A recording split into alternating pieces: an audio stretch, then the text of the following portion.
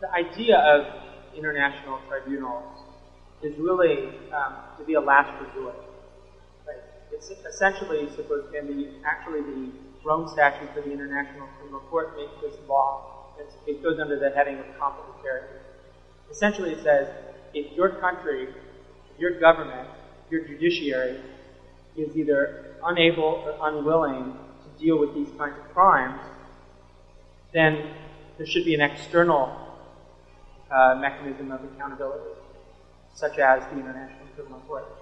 So as it's happened, most of the situations, whether we're talking about Yugoslavia, where the judiciary was essentially decimated during the war, same thing with Rwanda, same thing with Congo, with Sudan, with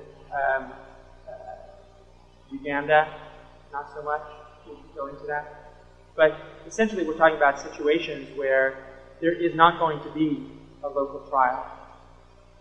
Right? There's only going to be a trial, there's only going to be accountability if it's handled by external actors, by international tribunals.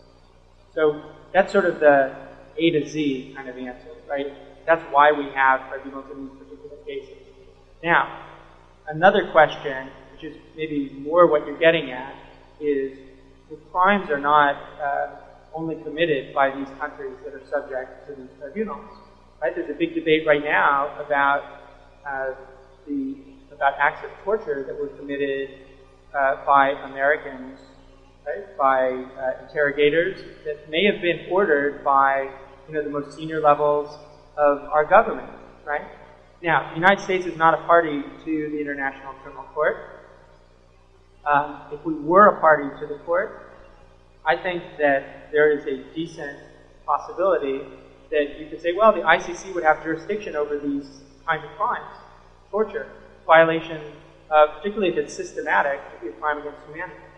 Right? So we're not a party, so that's not going to happen. Right? Americans are not going to be hauled before the International Criminal Court for these acts. It's still our responsibility to deal with crimes like these that happen. We have an anti-torture statute. We have a War Crimes Act. Right? We have all sorts of laws that are designed to deal with these kinds of crimes. Now, we might choose to do it by some kind of commission, which is one of the ideas out there now. We might choose to do it through prosecution or something, but states have a responsibility to do these prosecutions or deal with these crimes themselves, at least investigate them. And if they're not, we face the possibility of having our people essentially hauled before courts around the world. As I said before, there's a globalizing international criminal law right now. There's a Spanish judge in Madrid who is probably going to indict at least 6 American officials for their involvement in torture and the treatment of detainees in either CIA sites or Guantanamo. So I agree, it's a problem, right? These international tribunals are dealing with them, but they are supposed to be about dealing with places where essentially law has, the legal system isn't functioning.